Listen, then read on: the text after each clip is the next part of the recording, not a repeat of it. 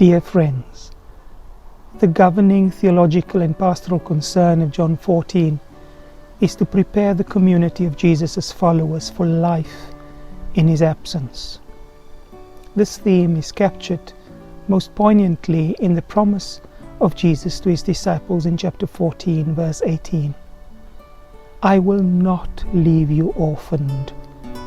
I am coming to you. This promise speaks directly to the disciples' fear and despair that they will be left alone, that the new life and hope that Jesus has given them will end with his physical presence among them, that they will be left like children without parents, with no one to care for them, with no one to love and no one to love them. Of course, all of this as they face the inevitability of Jesus' departure. It's the wonder of the farewell discourse that on the eve of Jesus' own death, he pauses to speak to the disciples about their fears, their anxieties, and their despair.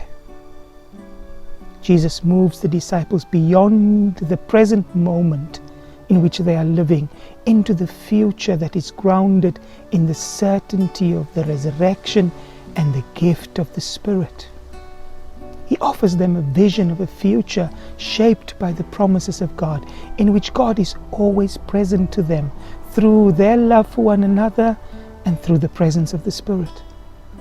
Over and over again in John 14, Jesus sounds the note that the disciples will not face the future alone, that the gift God has given them in Jesus will not terminate with the end of Jesus' life, but will take on a new shape when, under the guidance of the Spirit, they live out God's commandment to love.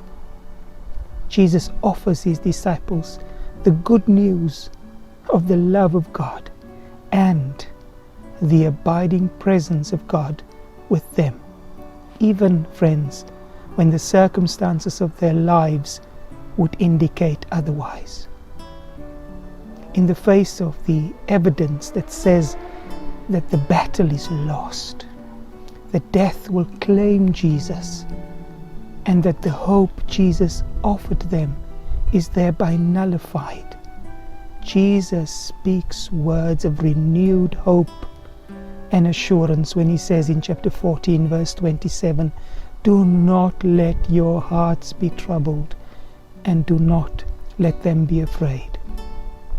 You will remember that in the preaching of Isaiah, it was the insistent refrain of those same words, do not be afraid, that led the exiles to believe that a new future with God was possible. In the preaching of Jesus, in the farewell discourse, that refrain occurs again, this time summoning disciples to believe in a life shaped not by Jesus' absence, but by the unending presence of God. The disciples will not be orphans.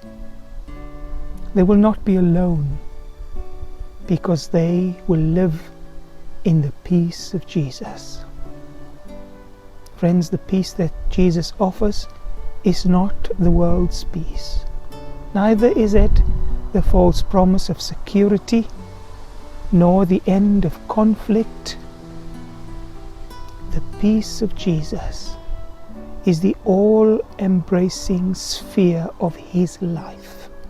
Verse 19, because I live, you also will live. And of course, his love. They who have my commandments and keep them are those who love me.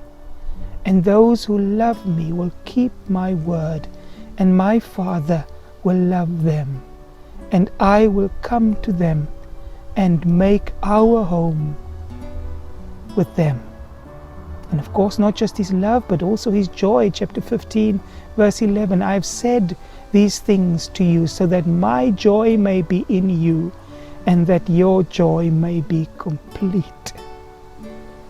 This gift of peace was, of course, at the center of Israel's hopes. We read in Isaiah 52, verse 7, how beautiful on the mountains are the feet of the messenger who announces peace, who brings good news, who announces salvation, who says to Zion, your God reigns. And all of that is now available in Jesus. Jesus is not simply telling his disciples not to worry. No. But it's a call to find the strength to face the new circumstances in which Jesus' departure places them, and to live the values of Jesus, of which peace, of course, is a core value. Jesus' promise of peace is a vision, a hope, and a belief about the ultimate reality of human life. Friends, it's not an invitation to shut ourselves away from the world or to escape into fantasy. It acts to inspire our decisions, our actions, and our relationships, giving us the courage to face difficult situations. And as we celebrate Aldersgate Day this week, John Wesley's conversion, let us remember Wesley's famous last words. The best of all is, God is with us. Let us live, friends, the values of God's reign. Amen.